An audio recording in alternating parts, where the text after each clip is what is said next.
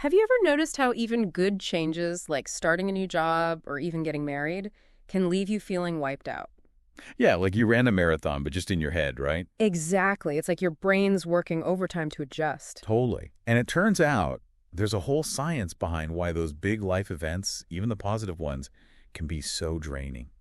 And that's what we're diving into today. We're talking about stress and change, starting with this fascinating study from 1967, the Social Readjustment Rating Scale. The SRRS. Oh, that's a classic. I know, right? It might seem a little old school, but it's actually still really relevant today. Oh, absolutely. What's so groundbreaking about the SRRS is that it was one of the first to suggest that stress isn't just about bad stuff. So it's not just about like losing your job or getting sick. Right. It's about any major change that requires you to, adapt. Okay, so even if you're excited about the change, like moving into your dream house or getting a promotion, it's still going to take a toll. Yeah, like your whole internal system has to recalibrate to this new reality. So if I'm understanding this correctly, it's not just about the event itself, but the fact that it shakes things up inside us. Exactly. And back in '67, these two researchers, Holmes and Rahe, they wanted to actually measure this impact. So how did they do that?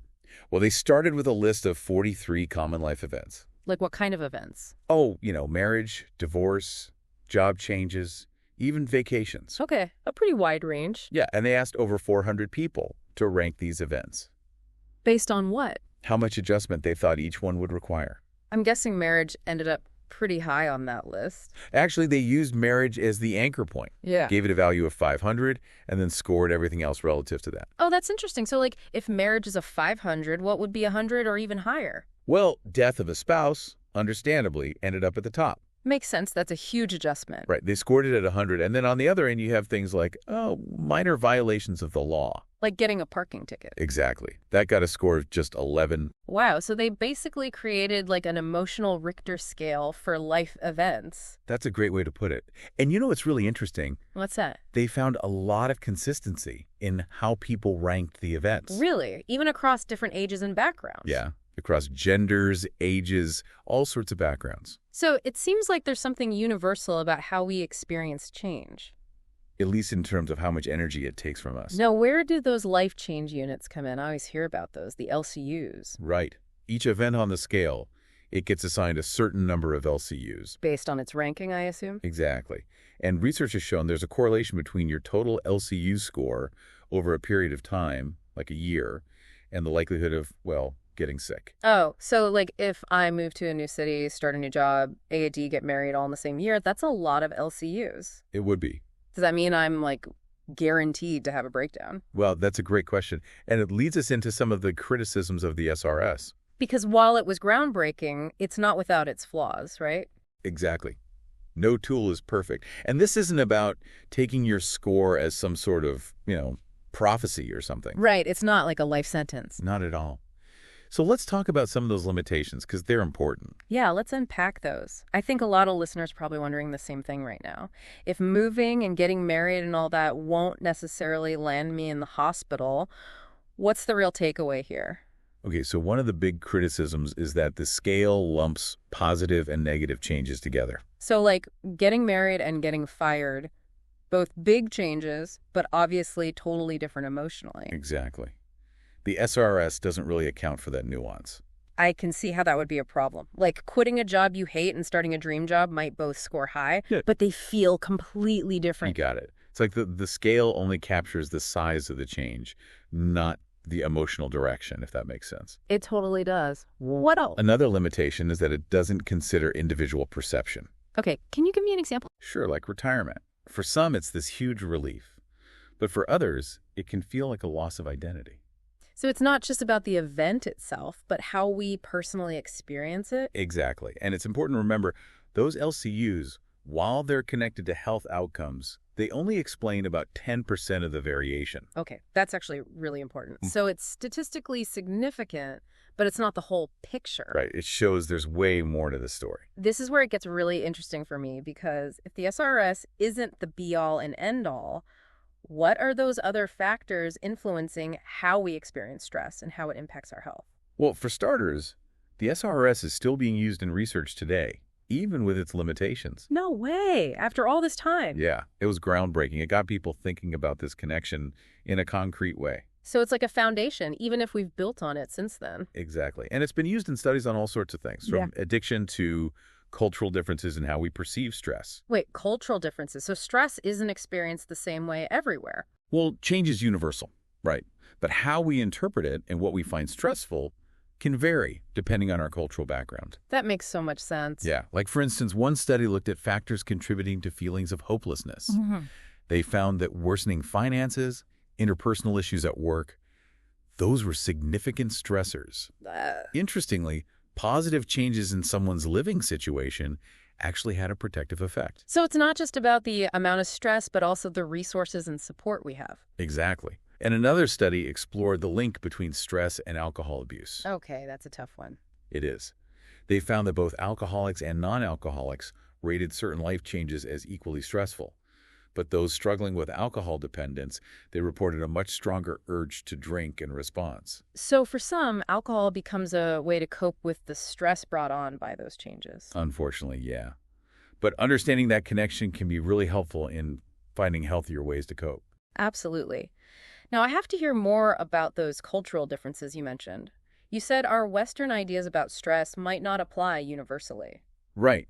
Because how we interpret change and what we consider stressful can vary widely based on our cultural background. So what might be a huge deal in one culture could be totally normal in another. Exactly. In collectivist cultures, where the focus is on the group, events like moving away from family might not be seen as stressful. Because it's seen as a sacrifice for the greater good. Right. It's a really fascinating area of research.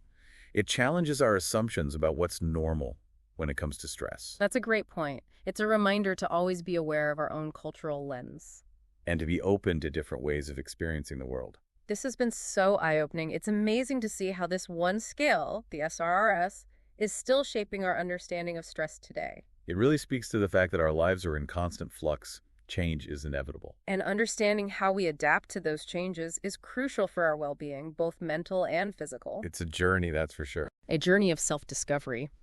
Well, that wraps up our exploration of life changes and stress for this part of the deep dive. It's been great diving deep with you. And we'll be back soon to explore even more about stress, change, and how to navigate this crazy thing called life.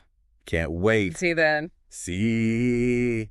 It's amazing how much we're still learning from this one study from the 60s. Seriously, it's like it opened up this whole new way of thinking about stress. It totally did. And it's led to other scales too, like the perceived stress scale. Oh, yeah. I've heard of that one. It lets you personally rate how severe the events are that you're going through. But even with those newer tools, the SRS still has a lot to offer, especially when we consider those other factors you mentioned earlier. The ones that go beyond just the events themselves. Exactly. Because if LCUs only explain about 10% of illness variation, that means there's a whole 90% we're still trying to figure out. Like a giant puzzle. So what are some of the other pieces of that puzzle? What else is going on? Well, Rahe himself, one of the guys who created the SRS, he actually said there are a few key factors that can influence how vulnerable we are to stress. Okay, so it's not just about the events, it's about us too. Exactly. Like, for one, our past experiences with stress seem to play a role. So it's like building resilience. If we've handled tough times before, we're better equipped to handle new ones. That's the idea. Like mental muscle memory for coping. I like that. Mental muscle memory. What else? And then there's the whole world of coping skills, how we actually manage stress when it pops up. Some people are just better at that naturally, right? They are, but it's also something we can learn and get better at over time. That's good to know. So even if we're prone to stress, it's not like we're doomed. Definitely not. We have more control than we think. Then, of course, there's the strength of our physiological systems. Like our immune system. Yep. Some people are just genetically tougher, while others are more susceptible to the physical effects of stress. So it's nature and nurture, like most things in life, I guess. Exactly. Yeah. And then there's also how we deal with illness when it does happen. You mean like, do we rest and take care of ourselves? Exactly. Do we get medical help when we need it? All that stuff can really impact our health outcomes. It's like this whole web of factors all connected. It really is. It all ties together. This is making me think about those times when I felt super stressed and how different situations have hit me. It's a great way to connect the research to your own life, right? It is. I'm realizing that just knowing about the SRRS and these other factors isn't enough. What do you mean? It's about being more aware of how these things play out in my own life, you know? Absolutely. That awareness is like the first step to taking control of our well-being. So as we go beyond the SRRS itself, we got to keep that individual perspective in mind. Definitely. Because everyone's experience is unique. This is making me rethink how I approach stress, you know? In what way? Instead of just wishing it would go away, maybe I need to think of it as a chance to, grow and learn about myself. I love that. Ah, Because stress is a part of being human, right? yeah. It's how we respond to it that really matters. Couldn't have said it better myself. Okay, I'm feeling less freaked out by life change units and more empowered, to understand my own responses to change. But I am still curious about those studies you mentioned, the ones using the SRRS to research things like addiction Oh, yeah, those are fascinating. and the cultural differences too. I'd love to hear more about that. Absolutely. They show how versatile the SRRS can be, even with its limitations. Like that study on hopelessness we talked about. It looked at which life changes were most linked to feeling hopeless, and they found that, well, money problems were a big one. Makes sense. Financial stress is no joke. Yeah, and also conflicts at work, especially interpersonal ones. So not just the workload, but the relationships. Exactly. But there's a positive side, too. Oh. They found that positive changes in someone's living situation actually seem to protect against hopelessness. Really? What? Like moving to a better neighborhood or even just having a more comfortable and supportive home environment. So it's not just about avoiding bad stuff, but also having good stuff in our lives. It seems that way. It's like having those positive experiences can actually buffer us against the negative ones. Makes you think about how important it is to cultivate those positive aspects even when things are tough. Absolutely. And that study on alcohol abuse we talked about, that's another good example. The one where alcoholics and non-alcoholics rated life changes as equally stressful, But those struggling with alcohol dependence felt a much stronger urge to drink in response to those situations. so it's like alcohol becomes this automatic coping mechanism, even if they know it's not healthy. Right, and that's why understanding those triggers is so important. Yeah, so we can help people develop healthier ways of dealing with stress. Exactly. And that brings us back to what we were talking about earlier, about personal agency. That even if we have these predispositions, we can still learn and grow. Exactly. We're not powerless. Now, can we circle back to those cultural differences you mentioned? You were saying how our Western ideas about stress might not be universal. Yeah. So, for example, in collectivist cultures, things like moving away from family might not be seen as super stressful. Because it's for the good of the group, right? Right. It's seen as a necessary sacrifice. That's a really different perspective. It is. It really challenges our assumptions about what normal stress looks like. It makes you realize that there are so many different ways of experiencing the world. Absolutely. And that's one of the things that makes this research so fascinating. It's been incredible to explore the SRRS, not just as a historical thing, but as a tool that's still relevant today. It really shows the lasting power of this idea that change requires effort from us, whether it's good or bad change. And understanding how we handle that effort is key to our well-being. Couldn't have said it better myself. As we wrap up this deep dive, I'm feeling a lot more aware of my own relationship with stress, that's for sure. That's great to hear. Awareness is the first step. It really is. I'm already thinking about how I can apply some of these insights to my own life. That's the goal. Yeah. Take this knowledge and make it practical. Exactly. Well, listeners, as you go about your day, your week, your life, try to notice those moments of change, those times when you feel that internal shift happening. And be kind to yourselves. Change can be tough. It can, but it's also an opportunity to learn and grow. So true. So stay curious, keep exploring, and remember, the world is full of fascinating connections waiting to be discovered.